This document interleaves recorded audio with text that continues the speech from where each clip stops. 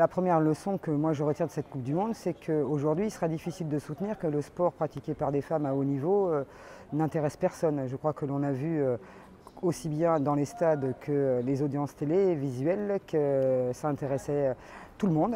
Je retiens également, deuxièmement, qu'il y a encore beaucoup de chemin à faire. Bien sûr, en termes d'égalité de primes que recevront ces joueuses, qu'elles auraient pu recevoir si elles avaient été jusqu'au carré final.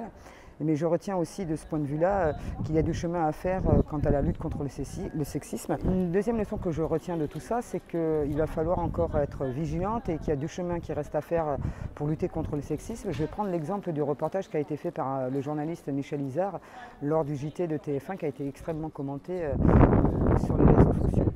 Visiblement, en effet, tout le début du reportage, c'est des propos sexistes. Ma première réaction, c'est bien entendu une réaction choquée, violente en tout cas sur le plan des mots, où j'ai dit si quelqu'un voit ça en regardant un match de football, il faut qu'il aille se faire soigner. Et j'ai voulu aller plus loin et je lui ai posé la question. Et là, je me suis aperçu que j'avais en face de moi de quelqu'un qui n'était absolument pas sexiste, qui avait monté un reportage qui était sexiste et il le reconnaissait lui-même. Et là, ça dit quoi? Ça dit que le sexisme et l'intériorisation, en d'autres termes, des stéréotypes de genre est tellement fort, tellement puissant, que quelqu'un qui n'est pas sexiste peut tenir des propos sexistes, faire un reportage sexiste, avoir une attitude sexiste. Et là, ça démontre quoi? Ça démontre bien que le sexisme transcende les individus. C'est-à-dire que le sexisme dépasse nos individualités. Le sexisme est un sexisme institutionnel, structurel et systémique. C'est quelque chose qui nous dépasse. Et quelqu'un qui ne l'est pas, même moi, peut avoir parfois une attitude sexiste sans en rendre compte forcément au premier coup d'œil. Sinon, quelqu'un me le dise, bien entendu, me le fait savoir. Ce qui a été le cas avec Michel Izard. Voilà les leçons que je tire essentiellement de cette Coupe du Monde. Donc, on avance, ça c'est certain, mais il y a encore du chemin à faire et surtout rien n'est jamais acquis.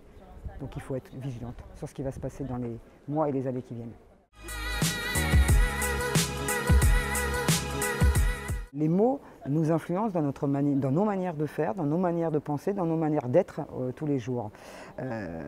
Moi, quand j'ai été présidente et que je me présentais en tant que présidente, il arrivait une fois sur trois que la personne qui était en face de moi, homme ou femme, entende femme de président et me disait « Et votre mari, il est où le président ?» Non, je dis « Je suis la présidente, je viens de vous le dire ». Donc les mots sont importants et cet exemple montre quoi? Montre que si on n'habitue pas les gens à entendre des mots qui sont féminisés, notamment les fonctions, et là parlons de football, entraîneuse, défenseuse, sélectionneuse, de la même façon qu'on ne peut pas donner envie à une petite fille de devenir ce qu'elle ne voit jamais à la télévision, on ne peut pas lui donner envie aussi de devenir ce qu'elle n'entend jamais. Il faut nommer les choses telles qu'elles sont. Et les mots féminins, ils existent.